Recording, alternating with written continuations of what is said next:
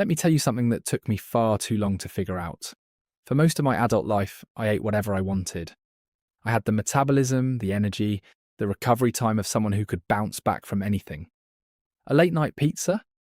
No problem. A second helping of dessert? Sure, why not? A breakfast pastry with my coffee every single morning for years? Absolutely. And then I turned 50. I want to be honest with you here because I think this is something a lot of people my age don't talk about openly. When I crossed that threshold, something shifted in my body, and the foods I had been eating my entire life suddenly started turning on me. The bloating, the stiffness in my joints when I got out of bed, the brain fog that would hit me around 2 in the afternoon, the way my belly seemed to be expanding, even though my portions hadn't changed. None of it made sense to me at first. I went to my doctor. I want to say I got real answers, but I didn't. I got a prescription for one thing, a recommendation to lose 10 pounds for another, and a pat on the back with the words, "Well, you're getting older." That was it. That was the entire medical explanation for what was happening to my body. So I did what any reasonably stubborn person would do. I started reading. I started experimenting. I started paying attention to what I was putting in my mouth and how I felt 3 hours, 6 hours, 24 hours later. I kept a little notebook by the kitchen for a while, jotting down what I ate and how my body responded. It was tedious at first, but patterns started to emerge that I never would have seen otherwise. And what I discovered changed my life. I'm not going to tell you I look 25 again. I don't, and I don't want to. But I feel sharper, lighter, and stronger at 58 than I did at 48. And I'm convinced it comes down to the foods I stopped eating. The energy I have now in the late afternoon, the clarity I have when I sit down to think through a problem, the way I get out of bed in the morning without that creaky, foggy 15-minute warm-up I used to need. All of it traces back to what I cut out. So today I want to walk you through the 7 foods I cut out, or drastically reduced, after 50. These are the foods that I believe were quietly sabotaging me for years, and they're the foods I now see causing the same problems in friends my age, who can't figure out why they feel the way they feel. Your doctor probably won't tell you about most of these, not because they're hiding anything from you, but because nutrition simply isn't where most medical training focuses. So let me share what I've learned, person to person. Number 1, processed lunch meats. I'll start with the one that hurt me the most to give up, because I genuinely loved my turkey sandwiches. For decades, that was my go-to lunch. 2 slices of bread, a pile of deli turkey, a little mustard, done. I thought it was healthy. It was lean protein, right? It was turkey, not bologna. Here's what I didn't know. Almost every processed lunch meat, turkey, ham, roast beef, salami, all of it, is loaded with sodium, nitrates, and nitrites. When I started reading the labels, I was stunned. A single serving of the turkey I'd been eating for years had nearly half my recommended sodium for the entire day. And I wasn't eating one serving, I was piling 4 or 5 slices onto every sandwich. Sodium is a particular problem after 50 because our cardiovascular systems become more sensitive to it. Our blood vessels lose some of their elasticity. Our kidneys filter a little less efficiently. And that excess salt starts driving up our blood pressure in ways it didn't when we were 30. The nitrates and nitrites are another story altogether. There's research linking them to increased risks of certain cancers, particularly colorectal cancer, which becomes more common as we age. What I do now is I roast my own turkey breast on Sundays. It takes me about an hour, and I slice it thin and keep it in the fridge for the week. It tastes infinitely better, and I know exactly what's in it. If I'm in a hurry and need to grab something, I go for the lowest sodium, nitrate-free options. But honestly, even those I treat as occasional rather than daily. Number 2, vegetable oils and seed oils. This one took me the longest to wrap my head around because for most of my life I'd been told these were the healthy choice. Margarine instead of butter, canola oil instead of lard, corn oil, soybean oil, sunflower oil. These were what we were supposed to be cooking with. But here's what I started noticing. The more I dug into how these oils are made, the more uncomfortable I got. Most of them are extracted using high heat and chemical solvents, then bleached and deodorized to make them palatable. They're highly processed in a way that the oils our grandparents cooked with simply weren't. and they're extremely high in omega-6 fatty acids, which in excess can promote inflammation throughout the body. After 50, inflammation becomes the enemy. It's at the root of so many of the conditions we start dealing with at this age. Arthritis, heart disease, type 2 diabetes, even cognitive decline. And here I was, cooking everything in oils that were essentially pouring gasoline on that inflammatory fire. I switched to extra virgin olive oil for cold uses and lower heat cooking, and I use avocado oil or grass-fed butter when I need higher heat. My joints stopped aching within a few months. I'm not saying the oil swap was the only reason, but I'm certain it played a part. Read your salad dressing labels. Read your mayonnaise labels. Read your packaged snacks labels. You'll be horrified at how much soybean and canola oil is hiding in foods you'd never suspect. Number 3. Refined grain products. Now, I'm not one of these people who's going to tell you carbs are evil. I eat carbs. I love carbs. But there's a category of carbs I had to walk away from after 50, and that's refined grain products. White bread, white pasta, white rice, breakfast cereals, crackers, pretzels, pastries. Basically anything where the grain has been stripped of its bran and germ and ground into a fine powder. The problem with these foods after 50 is twofold. First, our insulin sensitivity tends to decrease as we age, which means our bodies don't handle blood sugar spikes the way they used to. When you eat a bowl of white pasta, your blood sugar shoots up, your pancreas pumps out insulin to deal with it, and over years and decades, this pattern wears down your metabolic machinery. This is how type 2 diabetes develops, often without any obvious warning signs. Second, refined grains are largely empty calories. The fibre that would normally come with the whole grain is gone, the vitamins and minerals are mostly gone, and what you're left with is essentially fuel without nourishment. After 50, every calorie has to work harder for us. We can't afford to fill up on foods that don't give us anything back. I switched to sourdough bread, which is fermented in a way that makes it much easier on blood sugar. I eat brown rice or wild rice instead of white. When I have pasta, I have it occasionally, and I make sure it's with a real meal, not a giant bowl on its own. And I dropped breakfast cereal entirely. The cereal aisle is one of the most deceptively marketed sections of the entire grocery store. Even the so-called healthy options are typically packed with sugar and refined grains. Number 4. Sugar-sweetened beverages. This one might seem obvious, but I want to talk about it because I had a blind spot here for years. I never drank soda. I thought of myself as someone who didn't drink sugary drinks. But then I started accounting for what I actually was drinking, and the picture changed. The flavoured coffee drinks I was getting twice a week. The healthy smoothies from the juice bar. The bottled iced teas that I thought were just tea, but actually contained more sugar than a candy bar. The sports drinks I grab after a workout because I thought I needed to replenish electrolytes. Even the fruit juices I was drinking with breakfast. All of it, sugar.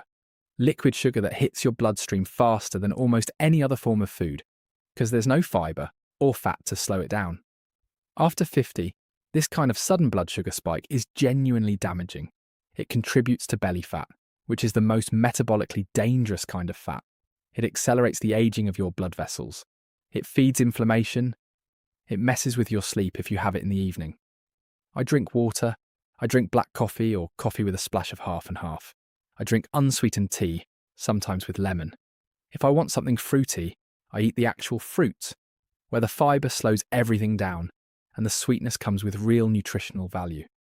It took my taste buds about a month to adjust, and now most sweet drinks taste cloying to me. I don't miss them. Number 5. Conventional dairy. Now this is where I want to be careful because dairy is a complicated topic, and I don't want to oversimplify. I haven't cut out all dairy, but I've significantly changed my relationship with conventional dairy products, particularly low-fat and skim varieties, and particularly anything ultra-processed like flavoured yogurts, processed cheese slices, and coffee creamers. Here's what I noticed. After 50, my digestion became more sensitive. I used to be able to drink a glass of milk without thinking about it. Now, if I drink the milk that comes in the big jug at the regular supermarket, I feel heavy and bloated for hours. I don't know if it's the way the milk is processed, the hormones given to conventional dairy cattle, the fact that we lose some of our lactase enzymes as we age, or some combination of all of these. What I switched to was grass-fed, full-fat dairy in moderation. Real butter from cows that ate grass. Plain Greek yogurt with live cultures, which is actually beneficial for gut health. Aged cheeses in small amounts which have much less lactose than fresh dairy. And I cut out flavoured yogurts entirely, because once you read the sugar content on those things, you'll never look at them the same way. The flavoured coffee creamers were another revelation. I had been using a vanilla creamer in my coffee for probably 15 years. When I finally read the ingredients, there wasn't a single thing in it I recognised as food. Hydrogenated oils, corn syrup solids, artificial flavours, preservatives. It was a chemistry experiment in a bottle. I switched to a splash of real cream or whole milk, and I haven't looked back. My morning coffee tastes better now than it ever did with that stuff, which honestly surprised me. Sometimes the things we think we love are actually just things we've gotten used to. Number 6. Fried foods and anything cooked at high heat in old oil. This one I struggle to write into a single category, because it's not really one food, it's a cooking method. But I had to include it because cutting back on these foods made an enormous difference in how I felt. I'm talking about French fries, fried chicken, donuts, mozzarella sticks, anything from a fast food deep fryer, anything from a restaurant where you can guess the oil has been used over and over. The problem isn't just the calories or the fat, it's what happens to fats when they're heated repeatedly to high temperatures. They oxidize.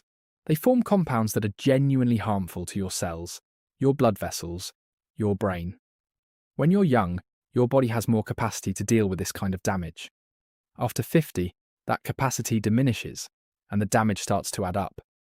I noticed that whenever I had a fried meal, I'd feel sluggish and foggy the next morning. My face would look puffier. My joints would feel stiffer. It was such a consistent pattern that I couldn't ignore it anymore. I still occasionally have fried foods, especially when I'm out with family or at a special meal, but I treat them the way you'd treat dessert.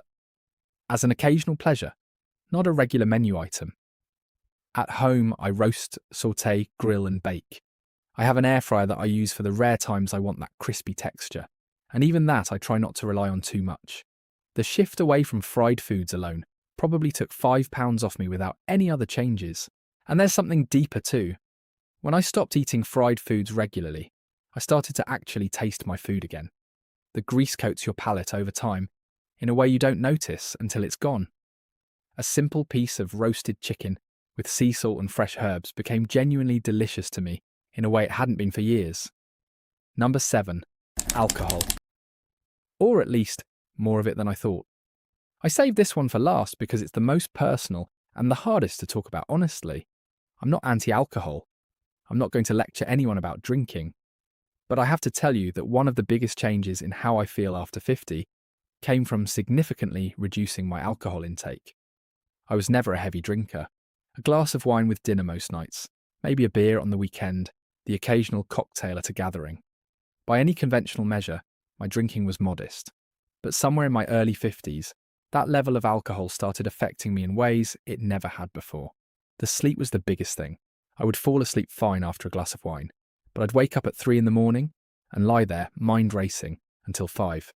I'd drag through the next day feeling like I'd been hit by a truck. I didn't connect it to the wine for the longest time because the amount was so small. Then there was the recovery. A few drinks at a party, and I'd feel off for 2 or 3 days. Not hungover in any dramatic sense, just diminished. Slightly bloated, slightly foggy, slightly less myself. As I researched it, I learned that our livers process alcohol less efficiently as we age, our brains become more sensitive to it, and the inflammatory effects last longer. I now drink maybe once or twice a week, and even then, usually just 1 glass. I notice the difference dramatically. My sleep is deeper, my mornings are sharper, my mood is more even. I want to be clear that I'm not saying nobody over 50 should drink. I'm saying pay attention to how it actually makes you feel, not how it used to make you feel, and adjust accordingly. The amount that worked for you at 35 may not be the amount that works for you now, and there's no shame in admitting that. I think we sometimes treat our drinking habits as part of our identity, like changing them would mean changing who we are. But honestly, the version of me that sleeps 8 uninterrupted hours and wakes up clear-headed is a much better version than the one nursing a glass every night out of habit. What I eat instead, and how it all comes together. I want to wrap this up by being constructive, because reading a list of 7 things to give up can feel discouraging. So let me tell you what my plate actually looks like now. Because the truth is, I eat extremely well. I don't feel deprived. I don't feel like I'm on a diet. I feel like I finally figured out what my body actually wants. My breakfast is usually 2 or 3 eggs cooked in olive oil or butter with sautéed vegetables, spinach, mushrooms, tomatoes, whatever I have around. Sometimes I'll have a piece of sourdough toast with avocado. Sometimes I'll have Greek yogurt with berries and a handful of walnuts. Lunch is typically a big salad with grilled chicken or salmon, lots of leafy greens, plenty of vegetables, olive oil, and vinegar dressing that I make myself. Or it's leftovers from dinner the night before, because I always cook a little extra. Dinner is a piece of fish or grass-fed meat, a real vegetable like roasted broccoli or sautéed greens, and a modest portion of a real carb. Sweet potato, wild rice, lentils, sometimes a small portion of pasta if I'm in the mood. I drink water with dinner. I have a square of dark chocolate afterward if I want something sweet. What I've found is that when you eat real food that your great-grandmother would recognise as food, your hunger regulates itself. You don't crave the junk anymore. You don't need willpower because the appeal of the processed stuff genuinely fades. It's the processed foods themselves that drive overeating, not some inherent weakness in us. I also want to say something about consistency. I'm not perfect. I have birthday cake at birthdays. I have pizza when I travel. I have a real cocktail on New Year's Eve. The point isn't perfection. The point is that the everyday, the default, the autopilot, that's what needs to be solid. If your everyday eating is real food prepared simply, you can enjoy the exceptions without them derailing you. One last thing I want to mention. None of this is medical advice. I'm not a doctor. I'm someone who paid attention to my own body and made changes that worked for me. If you have specific health conditions, you absolutely should work with a doctor or nutritionist who knows your situation. But I will say this. If you're over 50 and you've been feeling not quite right, and your doctor has told you it's just aging, please don't accept that as the final word. Try cutting out these 7 things for 30 days and see how you feel. The worst case is you've spent a month eating cleaner. The best case is you find what I found, which is that this part of life can be so much better than anyone tells you it has to be. Thank you for letting me share this with you. I hope something in here helps somebody feel a little better, a little stronger, a little more like themselves again. That's why I told this story. Take care of yourselves out there.